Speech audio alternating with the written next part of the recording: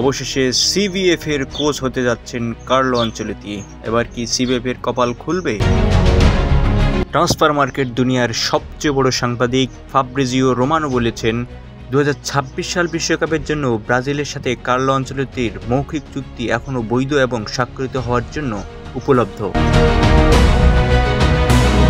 নিজেদের সবচেয়ে বড় প্রতিদ্বন্দ্বী আর্জেন্টাইনদের সাথে বড় হার।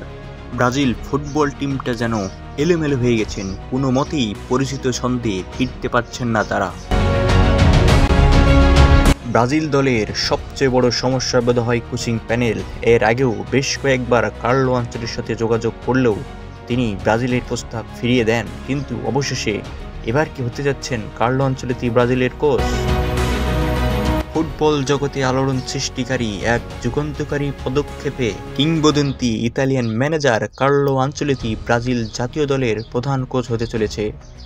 এই বিষয়টি নিশ্চিত করেছেন ব্রাজিল ফুটবল ফেডারেশন, যা প্রায় 6 দশকের মধ্যে প্রথমবারের মতো কোনো বিদেশি কোচ সেলেসাওদের নেতৃত্ব দেবে।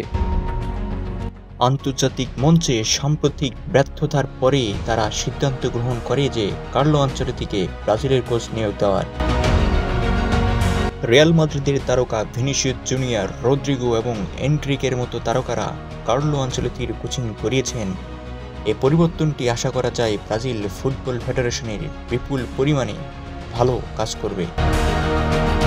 ব্রাজিলিয়ান ভক্তরা কার্লো আনচেলত্তির এই কোচিং প্যানেলকে অনেকটাই বিশ্বাস করেন, কারণ কার্লো আনচেলত্তি রিয়াল মাদ্রিদে যা করিয়ে দেখিয়েছেন তা অন্য কোনো কোচ করতে পারেন নাই। তাই আশা করাই যায় যে ব্রাজিল ফুটবল ফেডারেশনের এবার ভাগ্যের পরিবর্তন ঘটবেই।